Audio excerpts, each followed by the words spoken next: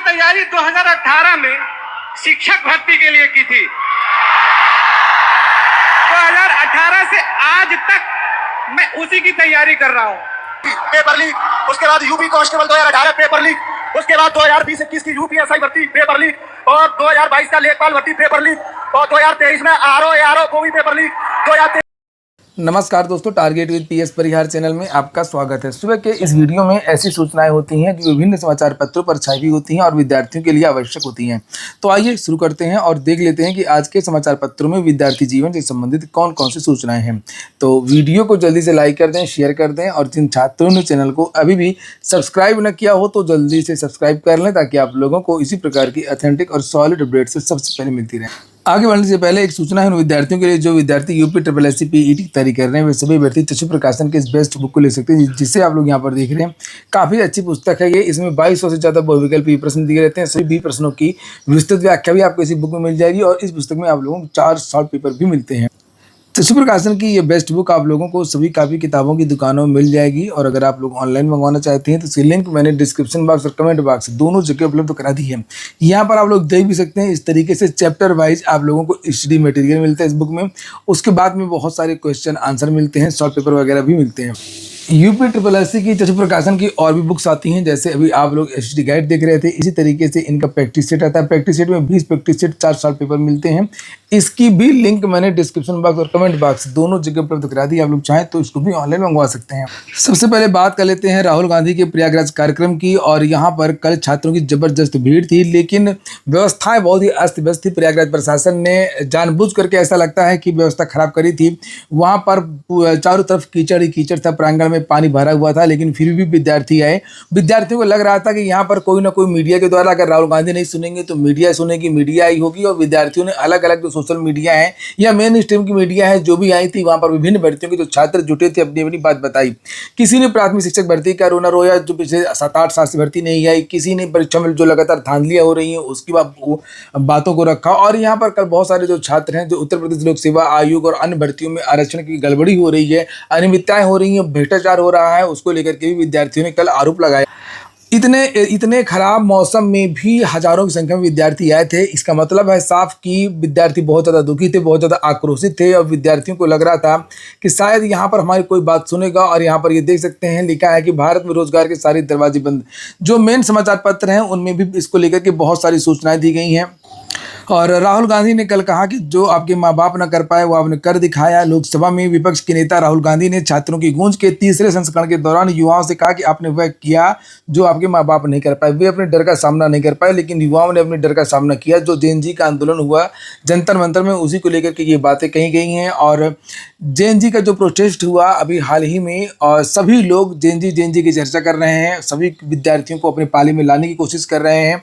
चाहे राहुल गांधी हों, चाहे वो मल्लिकार्जुन खड़गे हों, चाहे PM मोदी हों, उसको लेकर के भी समाचार पत्रों में लिखा हुआ है। हाँ जी, अब सबका फोकस जेएनजी है। सवाल उठाने तक सीमित न रहें, हल भी खोजें। और कल राहुल गांधी ने कहा कि रील के नशे में युवा रोजगार भूल रहा है, रोजगार के बारे में नहीं सोच रहा। उन्हें लगता है कि हमको वीडियो बनाना आ गया है और हमें रोजगार मिल चुका है। आज नहीं तो कल हम लोग बहुत बड़े ब्लॉगर बनी जाएंगे। इनका एक्सपीरियंस क्या रहा है बताइए। सर मैं यूपीएसआई एस्पिरेंट हूँ। सर मैं यूपीएसआई एस्पिरेंट हूँ और उत्तर प्रदेश में यूपीएसआई की भर्ती 5 साल के बाद आती है। 2020-21 यूपीएसआई की भर्ती 2020-21 में आई थी। इससे पहले तो उसमें व्यापक स्तर पर घोटाला हुआ था। मैं मानता हूँ इस चीज को कि वो भारत की एग्जामिनेशन हिस्ट्री का सबसे बड़ा घोटाला था।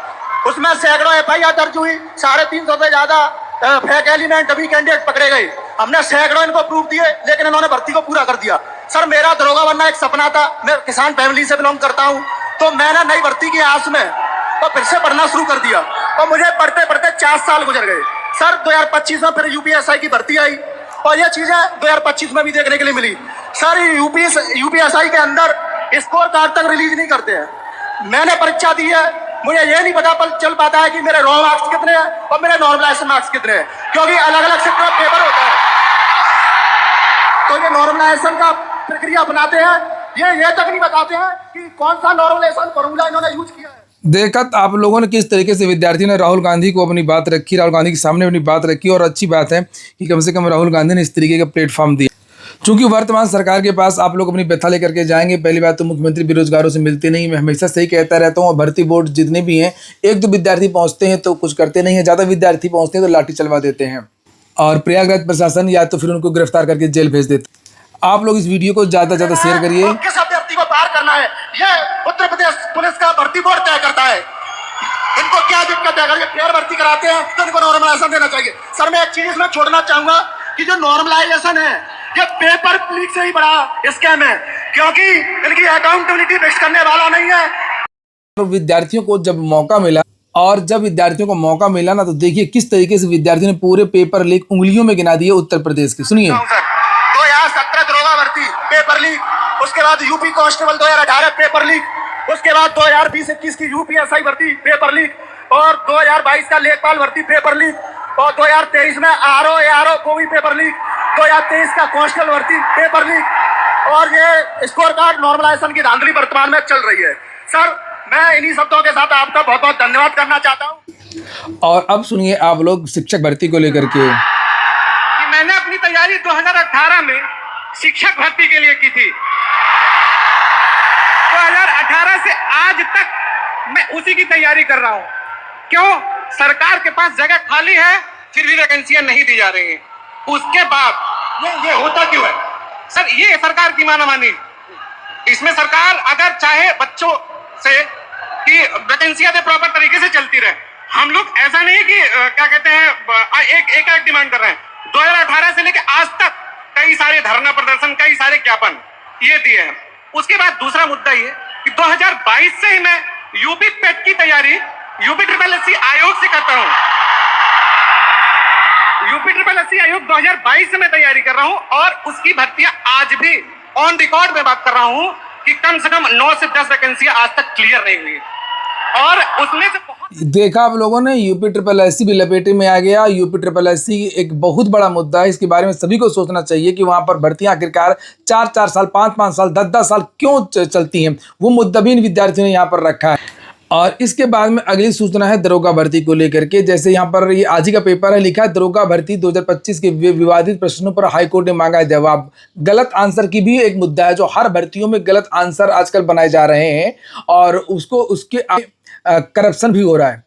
यहाँ पर देख सकते हैं उत्तर प्रदेश दरोगा भर्ती 2025 की उत्तर कुंजी को लेकर के उठे विवाद पर इलाहाबाद हाईकोर्ट ने राज्य सरकार और पुलिस भर्ती एवं प्रोन्नति बोर्ड से 2 सप्ताह में जवाब तलब किया है। न्यायमूर्ति मनीष कुमार निगम की एकल पीठ ने कमलेश कुमार यादव व अन्य की याचिका पर यह आदेश दिया है। प्रकरण में अगली सुनवाई 25 अगस्त को होगी। याचिका के अधिवक्ता संजय कुमार यादव ने बताया है कि भर्ती के लिए विज्ञापन 12 अगस्त 2025 को जारी हुआ था, जिसमें 15,75,760 आवेदन आए थे। लिखित परीक्षा 15 और 14 मार्च को 2 पालियों में हुई थी। बोर्ड ने 23 मार्च को प्रारंभिक उत्तर कुंजी जारी की और उस पर 23 से लेकर के 26 मार्च तक आपत्तियां मांगी। बोर्ड ने कई प्रश्नों के उत्तर बदल करके 14 मई को अंतिम उत्तर कुंजी जारी कर दी, लेकिन अभ्यर्थियों को दोबारा आपत्ति का मौका नहीं दिया गया। 14 मार्च की पहली पाली के 2 सवालों के उत्तर पहली कुंजी के साक्ष्य के आधार पर सही थे, लेकिन उनको बाद में बदल दिया गया। एक प्रश्न का उत्तर पहले 3 माना गया था, जिसे बाद में 2 कर दिया गया। मतलब जो यूपीएससी का एग्जाम होता है वो कितने चरणों में होता है, ये तैयार क्वेश्चन। वहीं गणित के घंटी वाले सवाल का उत्तर पहले 3 बार था, बाद में 2 बार कर दिया गया। बिना आपत्ति मांगे प्रत्यावेदन पर विचार किए बिना रिजल्ट घोषित कर दिया। तो विद्यार्थियों का ये मांग है कि, और विद्यार्थियों को ये दावा है कि ये दोनों प्रश्न 100% सही होंगे। और जो याचिका अधिवक्ता संजय कुमार यादव, आप लोगों को अगर इनसे कोई अलग से सलाह लेनी हो तो यहाँ पर इनका कॉन्टैक्ट नंबर, जिसे आप लोग देख सकते हैं, नंबर ये नंबर है, आप 91 40 62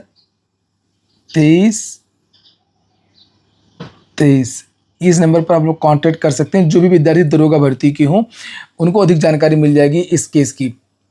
अगर आप लोगों का भी इन प्रश्नों को लेकर के आप लोगों के साथ में भी अगर अन्याय हुआ है तो आप लोग भी इनसे कांटेक्ट कर सकते हैं। चलिए अब हम लोग आगे बढ़ते। आप लोगों ने वीडियो को लाइक ना किया हो तो वीडियो को लाइक अवश्य कर दें। अगली सूचना TRE 4 को लेकर के है और TRE 4 विज्ञापन बिहार की शिक्षा विभाग ने BPSC को भेजा मंतव्य। राज्य में चौथे चरण के लिए शिक्षकों की नियुक्ति के लिए अधियाचना से जुड़े मामले में शिक्षा विभाग ने बिहार लोक सेवा आयोग को अपना मंतव्य भेज दिया है।